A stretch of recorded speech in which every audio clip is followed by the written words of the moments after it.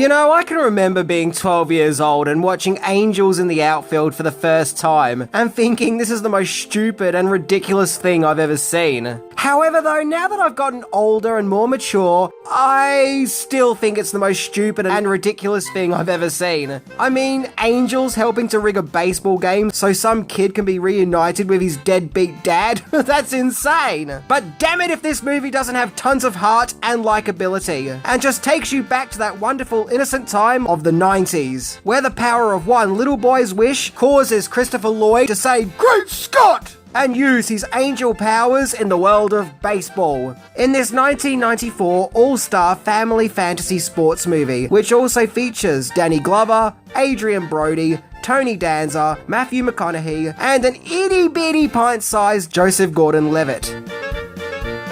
Hi, I'm Minty, and this movie is dumb, but the child in me still loves it. So let's look into 10 things that you didn't know about Angels in the Outfield. Batter up! Wait, they say that in baseball, yeah? Yeah, batter up!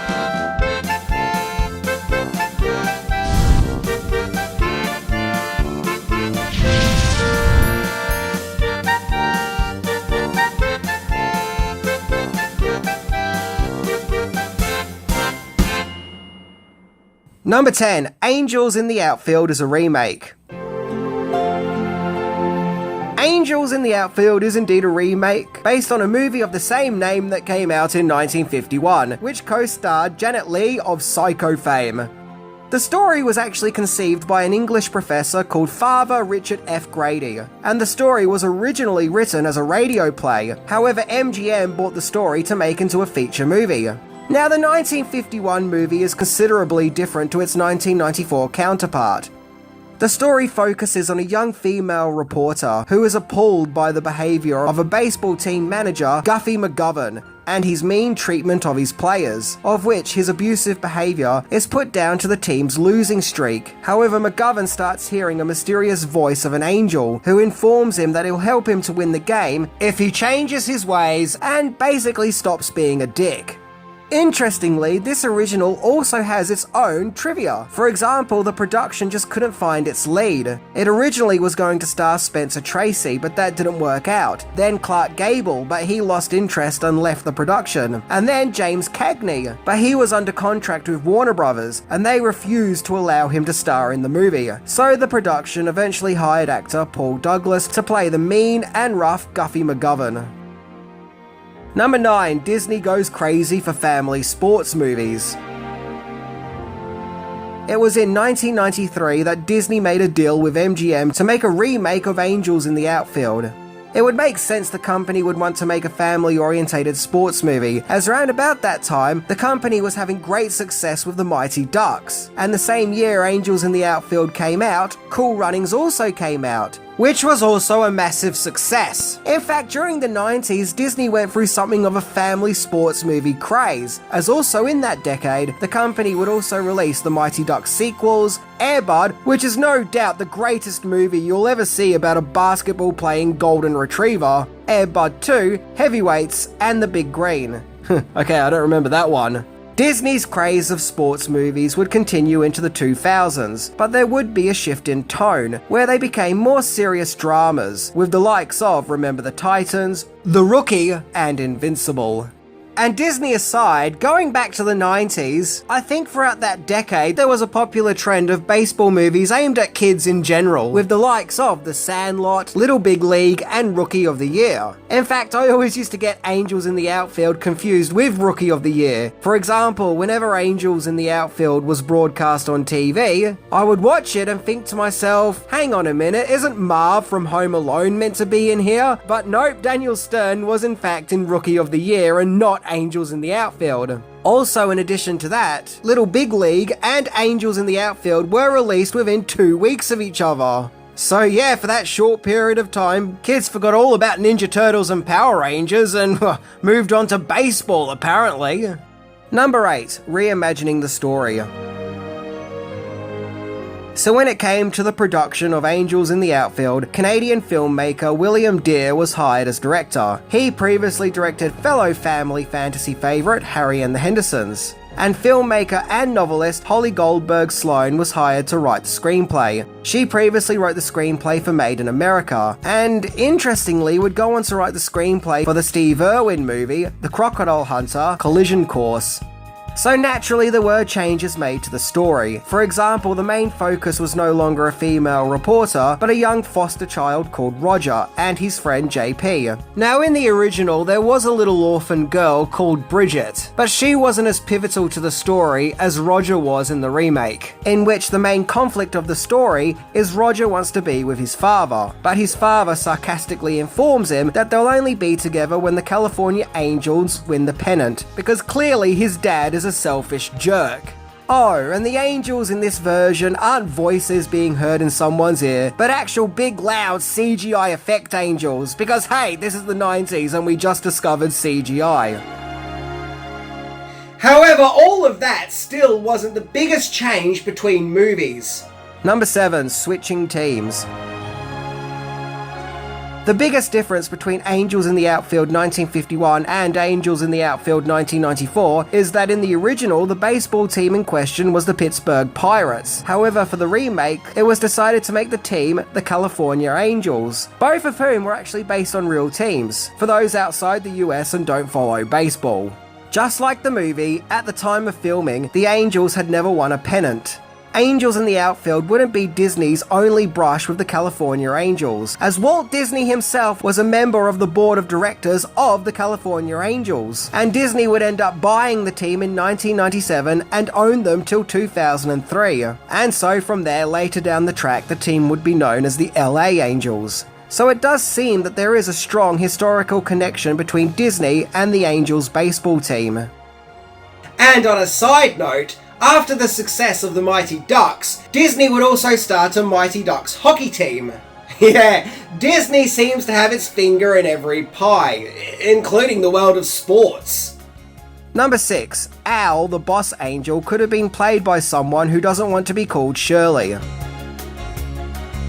Now when it came to casting the pivotal role of Al, the boss angel, the one who leads the way in all the supernatural going-ons on the pitch, the original choice for the part was comedy legend Leslie Nielsen, but he was unavailable to take the role due to starring in The Naked Gun 33 1/3 at the time. However, according to IMDb, when Tony Danza came on board to star as Mel Clark, he convinced Christopher Lloyd to take on the role, as the two had previously worked together on the comedy series Taxi, and so Lloyd was cast. Supposedly, Tommy Lee Jones and Bob Hoskins were considered for George Knox, but the part ended up going to Danny Glover.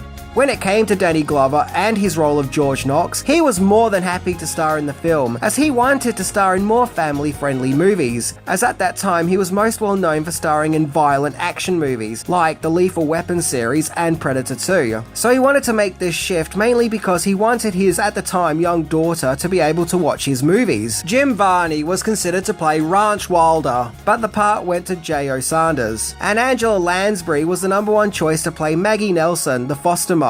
Once again, going back to IMDb, Disney wanted her for the part because she had previously played a foster caregiver in Bedknobs and Broomsticks, but she was too busy starring in Murder, She Wrote at the time, so the part went to Irish actress Brenda Fricker, aka the Pigeon Lady from Home Alone 2.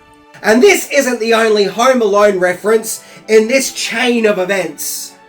Number 5, Angels in the Outfield also could have starred a kid who is often left home alone. Okay, so it's here we get to another important aspect of Angels in the Outfield, that being the child character Roger, the little boy who made a wish for all in the universe to be made right and fair by cheating a baseball game. Well, the original choice for the part was Macaulay Culkin, which makes sense, he was huge at that time, as well as also being the go-to for child roles of that era. But he may have been a little too popular, as Angels in the Outfield's production was unable to hire him. He was already pretty busy, as he was also starring in Getting Even with Dad, The Page Master, and Richie Rich, all of which were released in 1994, so yeah, he was a really busy guy. Instead, the production went with Joseph Gordon-Levitt, who at that stage hadn't starred in a leading role, but rather played background characters. As preposterous as the plot for Angels in the Outfield may be, he does bring a lot of heart and sincerity to the role, and you do feel sorry for this kid. As we all know, later down the track, Levitt's career would really take off, where he would become a leading Hollywood actor. In addition to that, Levitt and Christopher Lloyd would work opposite each other again in Sin City: A Dame to Kill For in 2014. And of course, let's not forget the kid who played Little JP, Milton Davis Jr. Well, he would star in some TV shows later down the track, but would give up on acting in the early 2000s, and this is what he looks like now. Number 4, filming location. Angels in the Outfield was filmed in California. Now, the movie was set at the California Angels Stadium of Anaheim, known as Angels Stadium. And apart from some exterior shots, all the footage that was filmed inside the stadium actually took place at Oakland Coliseum. This was because at the time of filming, it was the NFL season, and the Los Angeles Rams were currently using the Angels Stadium in Anaheim. And so the Oakland Coliseum currently wasn't being used, so that had to stand in for the Angels Stadium. And as fate would have it, Angels in the Outfield was released in just under a month before a baseball strike would take place, which would cause the league to cancel playoffs and postseasons in the 1994 World Series. Maybe a magic wish and heavenly angels were required in the real world too to help with the strike. According to Wikipedia, this was the longest strike in Major League Baseball, lasting 7 months and 3 weeks. Number 3, weird movie poster anomaly. So there were several movie posters used to promote Angels in the Outfield. This one showing a baseball exploding through a baseball glove, showing that there is indeed some divine intervention taking place on the pitch today. Then there's this illustrated one which goes for more of a Drew Struzan look. Yeah, it looks magical, even if it doesn't quite capture the sports movie vibe of the film. This artwork was often used for home media releases, well, at least here in Australia anyway, which shows Roger, JP, and George looking in wonder, while Christopher Lloyd hovers above them, looking like he's up to some kind of mischief. Yeah, that's a man who has some kind of plan, isn't it? I've also found this early original poster, which uses similar artwork to the previous one, only notice something not quite right about it. Yeah, notice anything missing, Shay? I'll give you a few seconds before I get out of town. Yeah. So yeah, in case you didn't notice, the movie is simply called Angels. Yep, just Angels, with the in the outfield part nowhere to be seen. This makes me wonder if originally the movie was just going to be called Angels. And if that's the case, then number 3.5, Angels in the Outfield, was originally just going to be called Angels. Shay? But no, I think it needs the outfield bit. It gives the movie its own unique identity. Number 2, the Angels couldn't save the movie. Angels in the Outfield had its movie premiere at the Three Rivers Stadium on July the 10th, 1994, home of the Pittsburgh Pirates, who were the main baseball team used in the original 1951 version. The premiere was a big event with many guests. Sadly, Angels in the Outfield opened up in the number 4 spot in the box office and would only go on to make just over $50 million on a $31 million budget. So financially speaking, it was moderate, but nothing to write home about. And apart from some critics who praised it as a pleasant family movie, it pretty much got negative reviews by critics, with a review in People magazine stating, quote, "It could have used all the help it could get." Hardly a glowing review. Now, maybe the idea of heavenly angels being used to essentially cheat and win a baseball game may have seemed quaint in the 1950s, but I think by the time you get to the 90s, people just weren't really buying it. Maybe by the time we get to the 90s, we had just become more pessimistic and cynical. But regardless, I think the child audience who it was aimed at were on board and did enjoy it. Heck, once again, despite finding the plot to be ridiculous, I did still really enjoy Angels in the Outfield, and it sure did tug on my 12-year-old heartstrings. Number 1, sequels. Wait, there were sequels? Yeah, sequels, apparently. So yeah, there were 2 sequels to Angels in the Outfield that I am literally learning about right now. Be that made-for-TV sequels. Jeez, how did these sequels slip past my radar? I don't know, but first up we have Angels in the End Zone, which came out in 1997 and sees Christopher Lloyd return as Al. This time the focus is on a high school football team, of which is on a losing streak, and once again, one magic wish later, the Angels appear to help the football team to start winning. I couldn't really find out too much about this sequel, other than it stars that kid from Mrs. Doubtfire, Matthew Lawrence. Seriously, it doesn't even have a Rotten Tomatoes score, so maybe just like me, no one else knew it existed. Then finally, in the year 2000, there was Angels in the Infield, which like the first movie, focuses on the California Angels, where once again angels from heaven tried to help the team win a championship game. Because, at this stage, it seems that this team can only win by getting angels to help them cheat. And of course, there's also a whimsical story about bringing a family together. Once again, information on this one was really scarce. All I can tell you is that the poster looks really cheap. Like, yikes! It's like, yeah, please don't overwork the poster designer and force him to spend more than 5 minutes in Microsoft Paint to make this poster, whatever you do. To conclude, I think the original Angels in the Outfield has become a beloved classic. Some childhood comfort food for kids who grew up in the 90s to take them on that good old trip down memory lane. Once again, despite the critics really not liking it, I do think the kids were on board, and it has become a cult classic. So much so, it was added to Disney Plus on the movie's 30th anniversary. But all in all, it's just a nice, well-meaning movie that teaches kids that it's okay to dream and believe, and that it's okay to cheat as long as it involves angels. If I got paid for every time I said the critics hated this movie, but it became a cult classic, I would have about $6.32. So, that about wraps everything up. Anyway, I'm Minty, and if they ever did an Australian version of this movie, they can call it Angels in the Outback. See ya!